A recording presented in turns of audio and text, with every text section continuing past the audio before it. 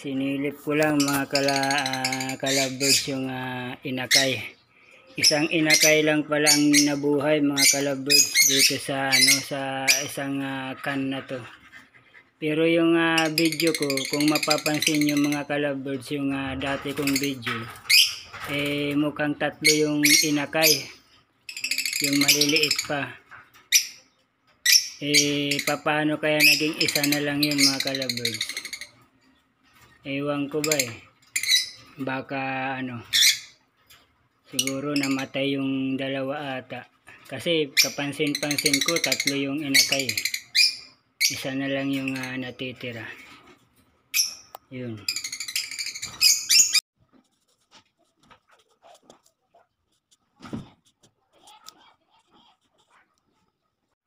Tingnan nyo mga kalabirds, ayun may siya sa nilalagay niya sa yun.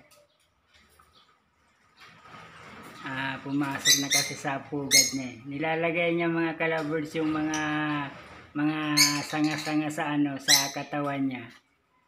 Sa niya, sa likod. Yun yung babae na yun. Ibang ugali nun May may ganyan talagang lovebirds Nakita ko rin sa sa ibang vlogger. Ayun. Yung pumasok diyan. Ang cute. May mga sa niya sa likod. May mga sanga-sanga. Tapos yun naman mga kalabirds yun. Isa lang yung nabuhay.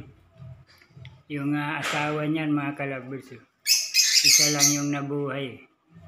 Kala ko tatlo Yung asawa niya yung lalaki kasi yung babae. Isa lang yung nabuhay. Mukhang mana dyan Mana dyan sa tatay niya, dyan sa ama. Kasi yung beak niya, may kulay siya ng red. Yung niya, yung inakay nito. Isa lang mga kalabirds yung nabuhay. Kala ko tatlo Isa lang pala yung inakay niyan. Ayun yung asawa, yung kulay blue. Yung nandun sa itaas. Dun. Yun yung nasa itaas Yun yung asawa. Ito, yun sumisit. Pansin ko ang cute ng ng likod niya.